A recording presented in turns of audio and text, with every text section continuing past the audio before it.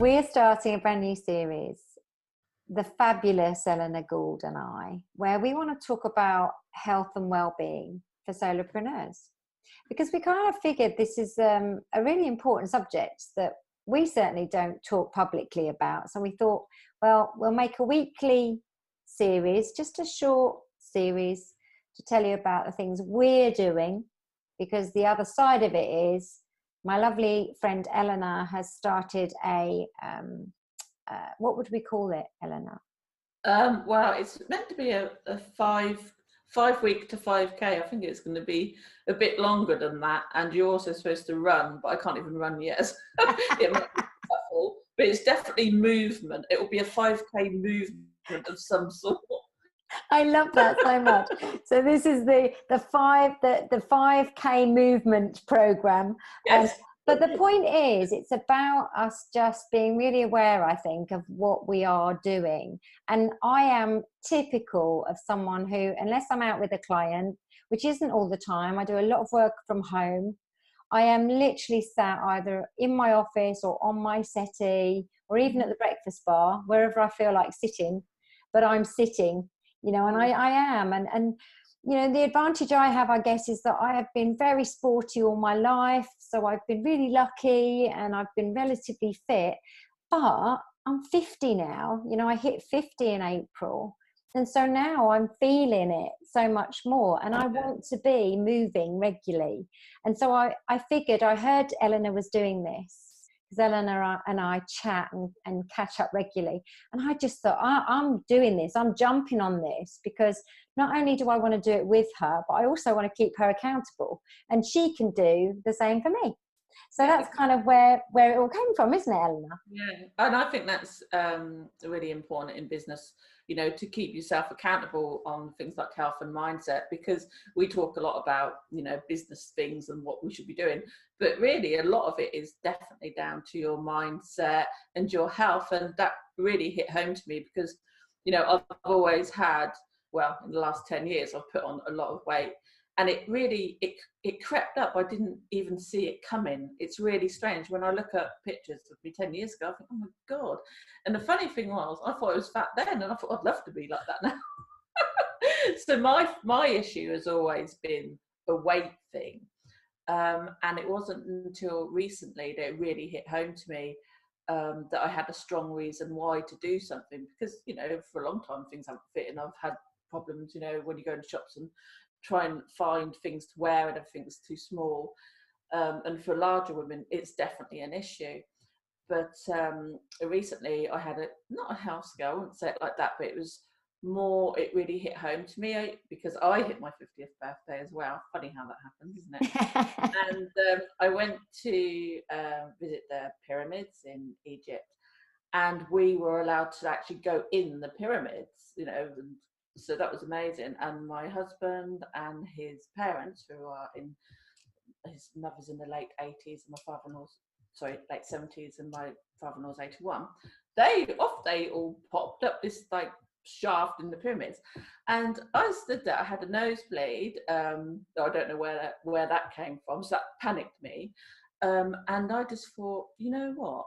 I'm not going up there. I was a bit scared of being in a small space, but really the main reason, if I'm honest, I thought, I'm not sure I'll get up there or get back down. I'm not fit enough to do that. And, you know, I had all these visions of fat lady gets stuck in pyramid sort of thing. I don't want to die like that. Although it's probably quite cool to die in a pyramid, actually, but I don't think it's the way to pearly gates. I don't think it's red blue. Can I just say, this is typical Eleanor. She's thinking of headlines. Look, this is the copywriter in her. She's already thinking of headlines of what it would be like to get stuck in a pyramid. But it's interesting, isn't it? Don't you think that it's usually there has to be something that sort of triggers us, doesn't there, for us to take notice? Why. When I came home, I got my bloods tested. I bought a blood pressure machine. I sorted out my nosebleeds, hopefully. And since I've been doing it, I've only been doing it 5 days, you know, not a long time, but I've watched my blood pressure go down the more I've exercised. And that to me is like, wow, it's like magic. It's like, well, they always said, if you exercise, it's good for you. Wow. Exactly. It is amazing, isn't it? And I think the other thing that I've noticed as well is that when when you kind of want to get healthier, or maybe lose weight, you know, whatever it is that's kind of that real driver, you have so many people throw advice at you about all these diets and the things that you should be eating and everything else. And I remember speaking to somebody, and I think, by the way, it is absolutely important what we put in our bodies, you know, food wise. However, it's just as important that we do the exercise alongside it, because one without the other sort of doesn't really work either. It's like a well-being, healthy kind of lifestyle thing, really, isn't it? It's just putting everything together and just trying to be healthier. Yeah, well, what really, my big why was my health. And, if I lose weight as part of it, that's great. But I want to feel healthy. I can't explain it. I've got a real, when I first took my blood pressure, it was quite high, and I was like, oh, I've got heart disease in the family. I don't want to die in my 50s. So I've got to do something about it now and quickly. But another thing that I think is for, business owners who, like say, we work, at home, we're sat all day and you just get glued to your laptop or Mac or PC, whatever you're using, don't you? Just get glued because that's the way you earn money. So you're stuck there and you forget about your physical health, which obviously impacts on your mental health, which impacts on your energy. And also the other thing I'd like to point out, and I don't, whoever's watching, I'd like to know their comments on this, is when larger ladies do exercise, there is a bit of a stigma to it, because I know that I don't want to run down the street, so I'm going to get people shout out the van at me. And I have actually heard people complain about things like that. Women do get stick. I'm sure men do as well. If you're overweight or whatever you like to call yourself, large boned or whatever, the fact of the matter is, if you're fat and you exercise, there is, you have got that element of fear as well. Okay, so look, let's talk about what you've been doing. And I'll share what I've done this week, because obviously I'm a bit of a late starter to you. I've tagged on the end, but I was already doing a few bits, so I'm going to add them in because I can. But tell us what you've been doing, Eleanor. Well, every morning I've gone out and I've got a little app that measures what I'm doing and where I'm going as well. And it's literally just for 30 minutes a day. At first, so it's a really brief walk with a bit of a run. I wouldn't call it a run, it's more of a kind of stumble in my it feels like a run though. I saw a lady in another group, she had this really good motto. She said it was something like, if I'm moving, I'm sweating, I'm improving. And I had that in my head, you know what I mean? I'm moving, I'm sweating, I'm improving. Yeah. So I've been doing half an hour, 30 minutes. It's a brisk walk and a run where I can. So I've been trying to run a bit further. So like jog, run, shuffle for a minute, then stop for a minute and then go again. And also on top of that, I've done that for 4 days. And on Wednesday, I was really feeling it. It was quite exhausting. Instead, I went for a brisk walk and a bike ride.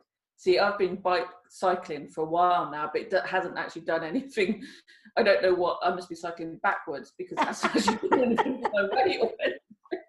There must be a certain technique to it, but it makes me hot and sweaty, that's for sure. Yeah, so I'm hoping like combining them, with cycling, running and swimming, because I'm then swimming on Sunday. Hopefully, and being more mindful about what I'm putting into my body, not from necessarily, oh, I can't eat that cake, but more from how is that going to fuel me? Is that going to be good fuel so I'm not tired after my run or something like that? Well, yeah, that's a really good point. For a 5K, so I have to do 5Ks. I think it's on the 23rd of December. That is my 5K date. So I will do a 5K, even if I have to roll. I will do it. I can't say I'm going to run the whole 5K. I don't think that's possible, but who knows? Well, I'm going to do mine, I think, on the 22nd, because I'm actually working on the 23rd. So I've decided I'm going to do my 5K on the 22nd, because I am doing this with you. And the thing about me is I have done a lot of sport all my life. I've always been fit, and I have been fortunate because I've always been quite slim. But I've hit 50, Eleanor, and my whole body shape has changed. I know that women at this age are going to appreciate what I'm saying now. And it's a shock. It's like, oh my God, how did that even happen? I've got bits where I never had bits, you know, which is really odd when you've been very fortunate to not have to worry about stuff. But on the other side of things, I had a hockey career, so I played a lot of hockey. I got a knee injury, you know, through that career. And actually, it's a fear. I have a huge fear about running. Apart from the fact I don't really like running very much, I use it as a great excuse that I can't really run because I've got this knee injury, which is really rubbish if you think about it. I don't know, maybe you should just briskly walk then. but so what I have done is I have done walking, and so I try and do the sort of power walk type walking, so it feels like I've done something, but I don't do it regularly enough. And I think that's the thing for me. I want to be held accountable so that I actually go out and do it regularly, because I love it when I do it. And then I might even start running. Who knows, at the end of it I might get even more competitive and go, right, well, I'm going to run to this next lamppost, you know. Well, this is the thing, you see, I'm not one for sports at all, but I'm definitely not one for group sports. So, you know, I'm really competing with myself, which is great because I'm my own worst critic. So in a way, that's a good thing. But yeah, this morning it hurt. I run a bit further than what I've ever done really well, apart from when I was about 10, I guess. And I started having all that negative chatter in my head saying, why you even bother doing this, Eleanor? You're not going to carry through with it. And it was this negative. I was nearly in tears. And I thought, I've made myself cry. Yeah. That's me, negative self-talk, you know. Yeah. It's crazy what you can talk yourself, you know. Or what I should have done was to stop, walked a bit, thought, okay, enjoyed the walk, and thought positive things, but I didn't. I allowed myself to continue down that negative road, you know. So that's a massive mindset piece there, isn't it? Right there, you know. So I guess rather than like make this too long for people to bother watching, because we want them to watch it all, because actually it's about sharing our experience of doing this. And also, I think the accountability side of things. And, you know, if there's anyone who's watching wants to do it with us, and they don't even need to tell us, they can, because each week we're going to come and we're going to tell you what we've done for the week. So this week, Eleanor, how much have you done and how often? So you've done every day. What sort of distances have you been doing? I've done 3 kilometres every day. So amazing. 15 kilometres, yeah. So yeah, that's my thing. I want to do 3 kilometres a day. So even if you know, I run out of road, I'll just walk around the house a few times, you know, around the garden. I need that 3K, so I put it on my little app. So yeah, I'm doing 3K a day, definitely. Amazing. And next week I just want to speed up a little bit if I can, or just get more consistent. And yeah. Fabulous. And well done. That's just awesome that you've done that. So it's about resetting and doing it all again next week again. And it's just one day at a time, I think, is the best way to do it. We're going to be messaging ourselves between ourselves, so that actually you've got to tell me when you've done stuff and I've got to tell you. So that's good, because I don't really want to fail. But this week I managed to do, this was really before I started to think about doing this properly. I managed to get some badminton in on Monday, which was great. So I've been trying to just play once a week badminton, which is so much fun. So because it's fun, I don't realise that it's exercise, which is great. And then I've done a walk yesterday, which was, I think I did just over a mile, and I had the dogs with me. That's my excuse, Eleanor. So I wasn't as fast as I could be because I had the dogs keep stopping. Yeah, but it's amazing. A mile, you know, a mile walking badminton. God, I can't imagine. I can't play badminton, that's for sure. Well, the thing, but then it's like, it is about making sure that it doesn't feel so painful that it's not enjoyable. So like your bike riding, I know you've done some amazing bike rides through the summer, because I've seen your pictures and you've always posted when you've gone out on your bike rides and things. So I think it's just about trying to make it enjoyable as well, you know, as you can. And then I'm walking later. I'm going to go and walk later.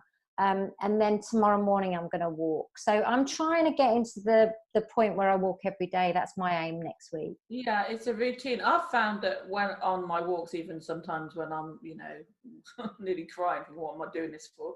I do get clarity about business things. I have had a few ideas pop into my head. I'm like, okay. And when I actually can't calm down and sit down and get back home and have breakfast, I'm like, you know what? I feel great now. You know, it's that after. I don't know, afterburn or whatever, I don't know what it is that athletes get, I guess. Not that I'm an athlete, but have adding that element of exercise in your life. I want it to become just a habit, so I don't even think about it. It's just something I do every day. Yeah, that's exactly how I feel. And it does release endorphins. Not that I know anything about this stuff, but I do know that. And that's that happy kind of stuff, isn't it, that goes on in your body. So you do feel better. You feel better because you've done it, because you've moved. You feel better and refreshed because you've actually stepped away from work, which is great. And you've been outside, and there's nothing like going outside, is there really? Let's face it, that fresh air. So well done. You are amazing. I'm so excited we're doing this. And what we'll do then is we'll do the same thing next week. We'll have a call together.